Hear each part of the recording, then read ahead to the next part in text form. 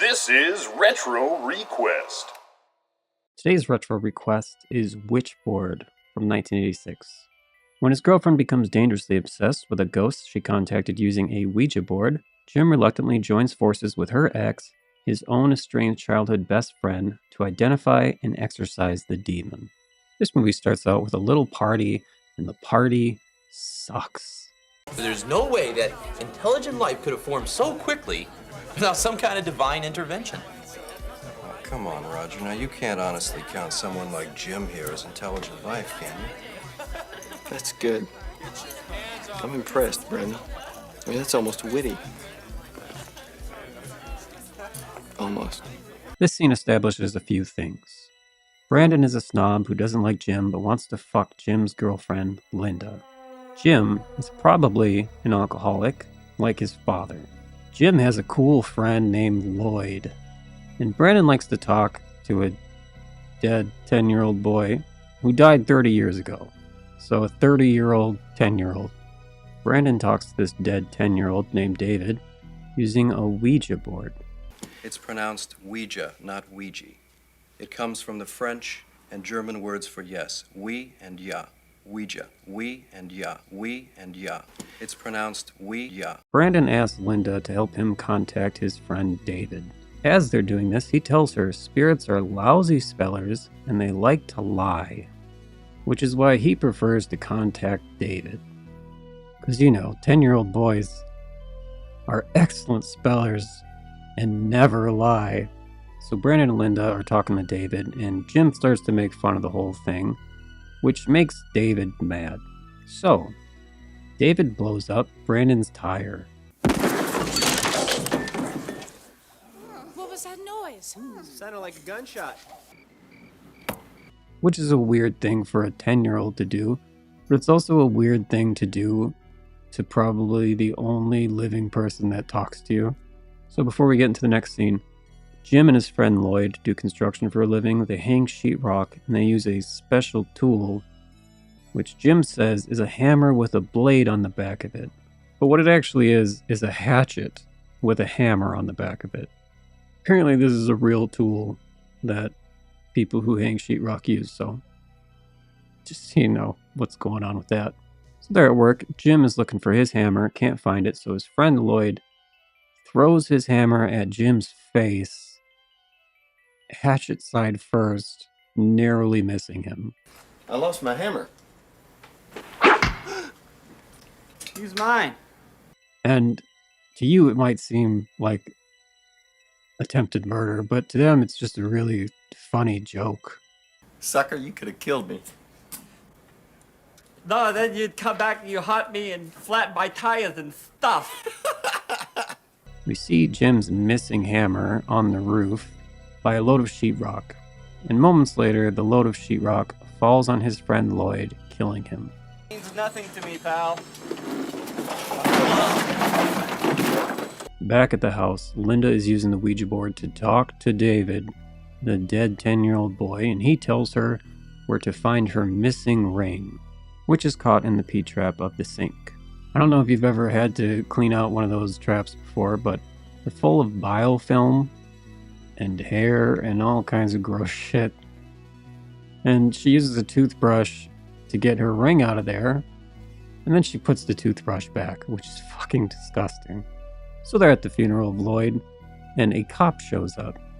The cop says that the lines holding the sheetrock were cut, and because Jim is missing his hatchet hammer, he considers Jim a suspect. So back at the house, Linda starts to use the Ouija board by herself, which you're not supposed to do.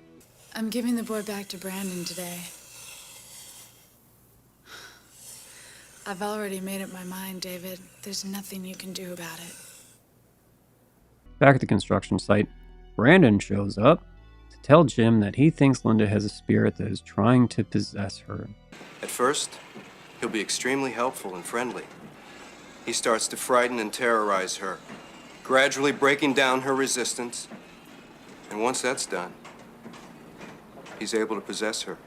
David is starting to scare Linda.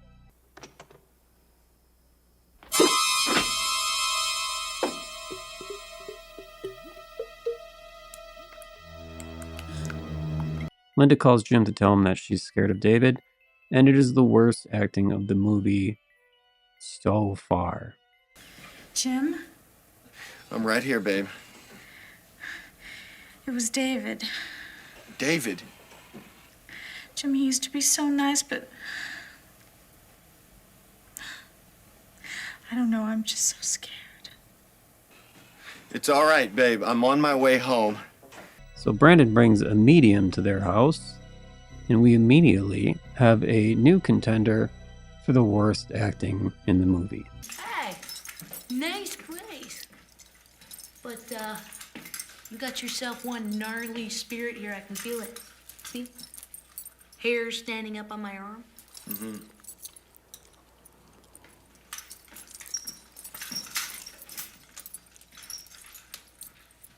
The medium talks to David and lets him know he's not being cool. So David says he's sorry, he's gonna leave. So after that, Brandon is driving the medium home, and she asks him if he's familiar with the name Malfeitor. You ever heard of the word malfeitor before? Malfeitor. It's Portuguese. It means someone evil. Why? She doesn't tell him why she's asking this, but she says she's going to look up some things and talk to him later. In her apartment, the spirit shows up, hits her in the throat with the hatchet hammer thing, knocks her out the window, and she dies. Brandon tells Jim that the spirit killed the medium, so now he's going to go investigate the story that David's been telling him about his death to make sure that it checks out. You're telling me that there's a 10-year-old ghost flying around Fairfield killing people? Look, I know it sounds crazy, but I am sure that I'm right. Linda is attacked by David, so they go to the hospital.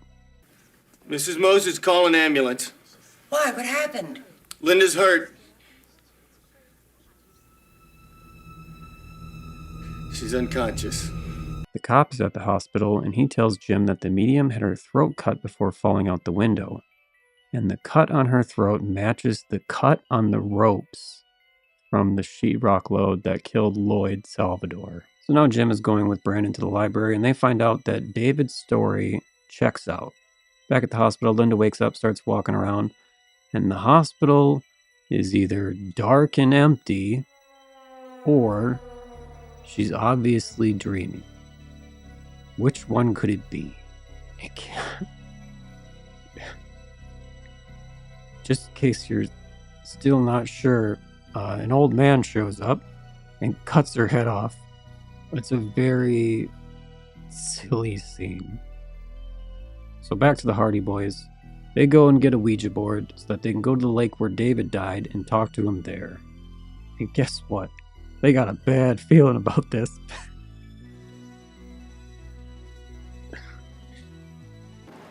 Man, I got a real bad feeling about this. So they're talking to David. He tells them he's not bothering Linda. Some other spirit is. An evil spirit. Just then, it cuts some ropes and some barrels fall on the fellas, knocking Jim out. Brandon falls in the water, and as he attempts to get out, he is hit in the head and killed with the hatchet hammer. Linda checks herself out of the hospital and goes home. Cut back to Jim. He's talking to just some random lady who's telling him about an axe murderer who used to live in his house.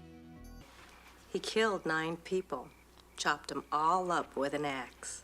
Linda is attacked at her house, and then she sees the ghost of the axe murderer guy, and she screams.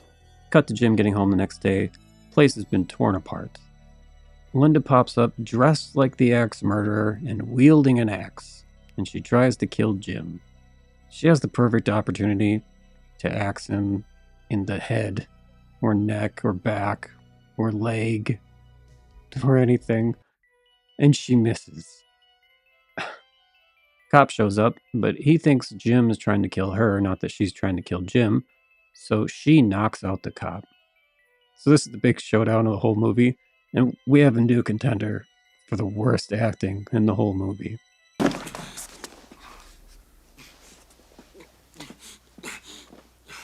You won't kill her, James. I could shoot her in the leg. That won't change anything. It'll buy us some time. Time to fight you. Time for Linda to close the portal. During the scene, we see that after the axe-murderer ghost possessed Linda, he put on makeup. So the axe-murderer possessing Linda tells Jim that the only way he'll stop possessing Linda is if Jim closes the portal, and Jim is the portal. So, if Jim wants to close the portal, he has to shoot himself.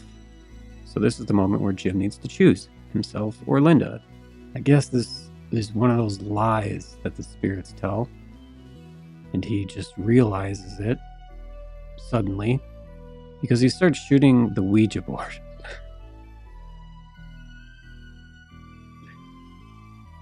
And it hurts the spirit, and the effects are magnificent.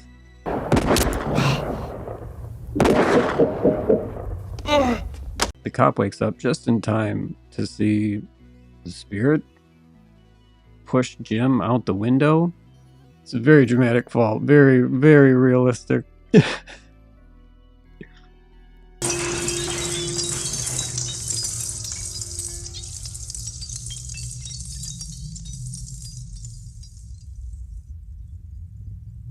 So Jim shooting the Ouija board and falling out the window frees Linda somehow. Cut to what looks like Jim's funeral, probably. But it's actually Jim and Linda getting married. I guess neither of them are in jail for any of the many crimes that have been committed. Cut back to the landlady at Jim's house. She's cleaning up the mess. She finds the Ouija board, which is all full of bullet holes. She throws it in a box, and she says, I wonder if it still works. And then the planchette suddenly and dramatically moves to yes.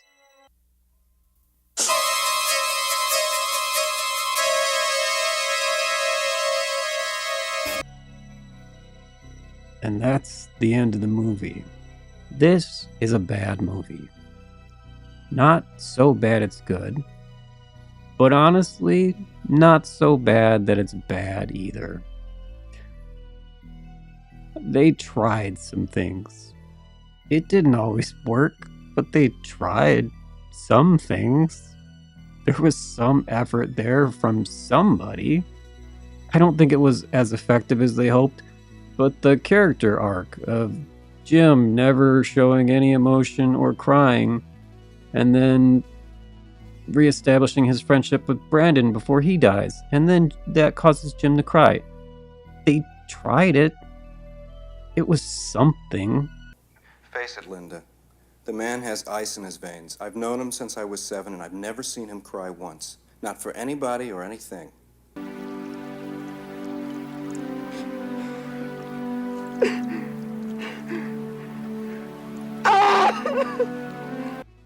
The ending doesn't really work all that effectively, and it sort of resolves things in a clumsy, clunky way, but they tried something. So again, not so bad that it's good, but not so bad that it was terrible either. I'll probably never watch it again. You probably don't need to watch it for any reason ever. Thank you, Keith, for the request. Comment and let me know if there's any requests that you have of movies for me to watch and talk about. Like and subscribe, all that shit. And I'll see you in the next one. Okay, bye. If you guys are enjoying the content, make sure you guys hit that like button, subscribe, and comment. This is Fitzy_2K on X. Message me for any voice work details. Thank you, and we'll see you in the next one. Check out happytheknife.com for all your merch needs. That's good. I mean, that's almost witty. Almost.